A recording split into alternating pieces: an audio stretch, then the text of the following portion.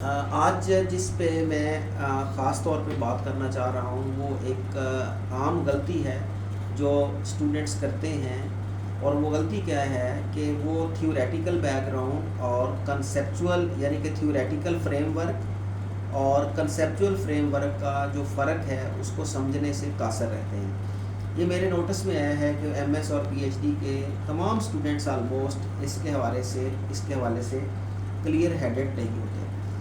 तो जो theoretical framework है या theoretical background of the study है, आप सबको मालूम है कि एक अच्छी रिसर्च वो होती है जो बेस कर रही होती है किसी थ्योरी पे या एक से ज़ायद थ्योरीज पे।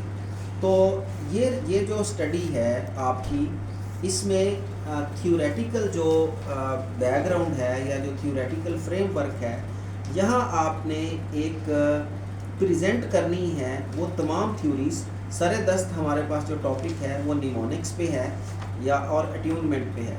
तो अट्यूनमेंट के हवाले से जितनी थ्योरीज हैं जो दी गई हैं, कोई 1975 में दी गई होगी या कोई 2015 में दी गई होगी, तो आपने ये देखना है कि मेरी स्टडी जो मैं करने जा रहा हूँ वो किन थ्योरीज पे बेस कर रही है। तो उन थ्योरीज को आपने ब्रीफ करके लिखना होता है एक 2, 3, 4 पैराग्राफ्स में। ये एक सफ़ा भी काफ़ी होता है थ्योरेटिकल फ्रेमवर्क का।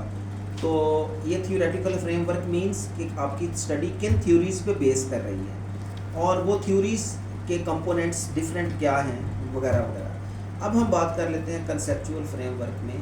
कुछ स्टडीज़ ऐसी भी होती हैं पार्टिकुलरली साइंस में जिनकी पहले कोई थ्योरी मौजूद नहीं होती है। तो आपको मालूम है कि या तो रिसर्च किसी थ्योरी पे बेस करती है या रिसर्च के नतीजे में कोई थ्योरी नई हम लिखते हैं। जब हम ऐसा करने जा रहे हैं कि हम नई थ्योरी लिखने जा रहे हैं तो हो सकता है पहले उसको थ्योरी को सपोर्ट ना कर रही है। जब ऐसी सिचुएशन हो कि आपके पास कोई थ्योरी कोई ऐसी थ्योरी मौजूद नहीं है जिस पे आप अपनी रिसर्च को बेस करेंगे, तो फिर आप कंसेप्चुअल फ्रेमवर्क लिखते हैं। तो कंसेप्चुअल फ्रेमवर्क लिखते वक्त इस चीज़ को मद्देनज़र रखा जाता है कि ये जो मेरी स्टडी के हवाले से जो मेरे कॉन्स्ट्रैक्ट्स हैं या उनके जो सब कॉन्स्ट्रैक्ट्स हैं या जो वेरिएबल्स हैं वो आपस में लिंक कैसे करते हैं। तो इसकी एक पिक्टोरियल डिस्क्रिप्शन यूजुअली दे दी जाती है कि ये कॉन्सेप्ट दूसरे कॉन्सेप्ट के साथ कैसे लिंक्ड है।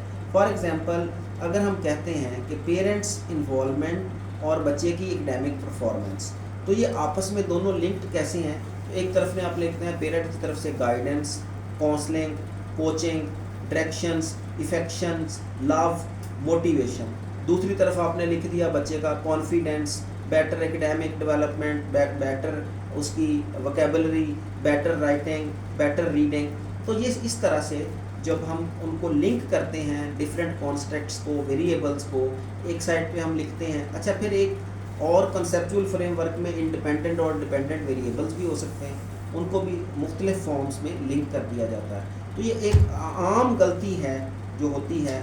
आई होप कि आप लोग इससे अवॉइड करने की कोशिश करेंगे। Thank you.